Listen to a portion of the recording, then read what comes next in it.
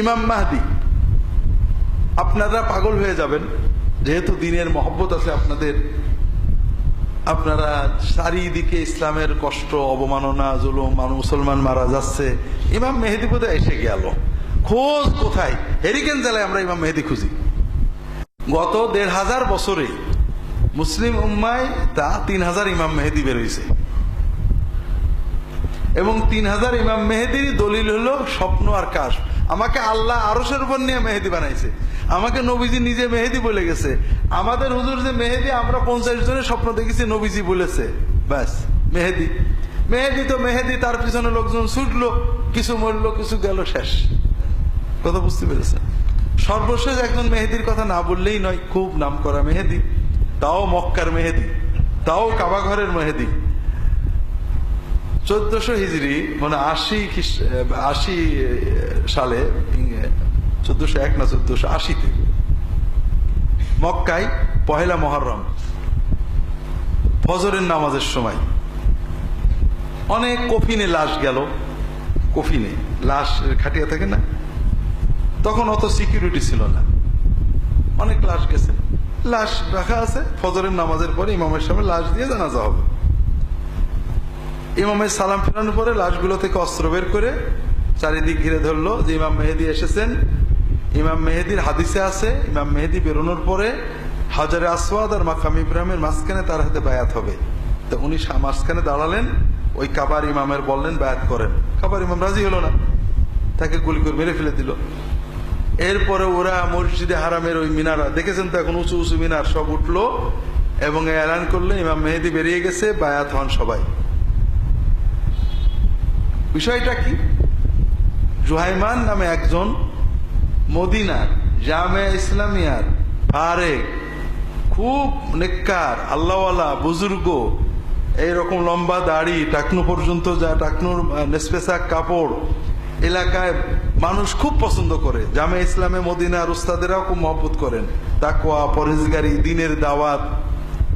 এ কি করতো? ওই তবলিগ জামাতের মতো গ্রামে গ্রামে দিনের দাওয়াত দিয়ে বেড়াতো। হঠাৎ স্বপ্নে দেখলো সে এবং তার সাঙ্গপাঙ্গরা যে তার শালা মোহাম্মদ ইবনে আব্দুল্লাহ আল কাহতানি, এটা হলো ইমাম মেহেদি। সবাই স্বপ্নে দেখলো, তাও রাসূলুল্লাহ সাল্লাল্লাহু আলাইহি ওয়াসাল্লামকে স্বপ্নে দেখছে। কেউ কিন্তু জাহেল না, মদিনা জামিয়া ইসলামের ফারেক, সালাফি, দিনদার, ভালো আলেম। ব্যাস গোপনে গোপনে সব অস্ত্র শস্ত্র নিয়ে রেডি হয়ে মক্কা দখল করে ফেললো। এখন তো সৌদি সরকার, তো সৌদি সৈন্যরা এমনি দুর্বল, তখন ওরা পেরে দিল না। ওরা তো উপর থেকে গুলি করছে বড় বড় মেশিন গান দিয়ে, যাবে কে কাছে? বোধহয় ১০-১২ দিন এরকম ছিল, ১৫ দিনও হতে পারে। এরপর পাকিস্তান থেকে কমান্ডো গেল, যাওয়ার পরে পাকিস্তানের কমান্ডোর তো যুদ্ধ করে অভ্যেস আছে, ওরা এমন কামান দেখা শুরু করলো, ওই মিনার ভেঙে ফেলে দিল। ওরা বাধ্য হয়ে নেমে আসলো, ভিতরে ঢুকলো, ভিতরে গুলি করে জানলা মাল্লা ভেঙে শেষ পর্যন্ত ওরা মাটির নিচেই যেটা বেসমেন্টে পলালো। বেসমেন্ট থেকে গুলি করতে এগুলো ফুটো দিয়ে দিয়ে তখন পাকিস্তানি সৈন্যরা বুদ্ধি দিল, বেসমেন্টে পানি দাও, বাইরে থেকে পানি ভরে পানির ভিতরে অ্যাসিড দিয়ে কারেন্ট চালাই দিল। এইবার সব বাধ্য হয়ে সারেন্ডার করে উঠে আসলো। ইমাম মেহেদি মরে গেল। তবে ইমাম মেহেদির শিষ্যরা বললো উনি মারা যাননি, জানলা দিয়ে পালিয়ে চলে গেছেন, সময় মতো বেরোবেন। সব মেহেদিরা এরকমই করে, মরার পরে তার মুখে না মরিনি, গায়েবে গেছে, আসবে। কত বছর, যাই হোক, কত বোধহয় ১০০০ বছর বা ১৫০০ বছরে কাবা ঘরের তওয়াফ সাই বন্ধ হয়নি। এই ১৫ দিন বাদে টোটাল কাবা ঘর বন্ধ করে রাখছিল, নামাজ নেই, ওজান নেই, তওয়াফ নেই, সাই নেই। অনেক হাজিও মারা গেছিল হজের পর পর। তো পহেলা মুহররম না, হাজি অনেক ছিল। তাহলে কি বুঝলেন? কথা হলো ইমাম মাহদি কে হবে আমার দরকার কি? ইমাম মাহদি কবে আসবে আমার দরকার কি? মাহদি যেদিন আল্লাহ পাঠাবে, ধরেন সূর্য পূর্ব দিক থেকে উঠবে, উঠবে না? কবে উঠবে রে? ১৫ দিন, ১৯ দিন, চিন্তা কবে উঠবে? এটা কোন ইসলাম হলো? হ্যাঁ, আল্লাহ যেদিন দরকার হবে উঠাবে, আমি দেখলে বলবো হায় আল্লাহ কিয়ামত এসে গেছে। এই তো কথা। কাজে কিয়ামতের আলামত ডেসক্রিপটিভ, এগুলো বর্ণনা করেছেন, আমরা দেখলে বলবো হ্যাঁ, কিন্তু আমরা ওগুলো তাড়াতাড়ি করার চেষ্টা করব, এটা আমাদের দায়িত্ব না। আপনারা সবাই পড়েছেন হাদিসে জিবরাইলের হাদিস, সবাই জানি যে কিয়ামতের আলামত কি, যে বান্দি তার মালিককে মানে ছেলে মেয়ে বাবা মার অবাধ্য হবে, এই তো। তা আমরা কি এখন তাড়াতাড়ি কিয়ামতের জন্য বাবা মার অবাধ্য, এই তোরা বাবা মার অবাধ্য, তারা কিয়ামত।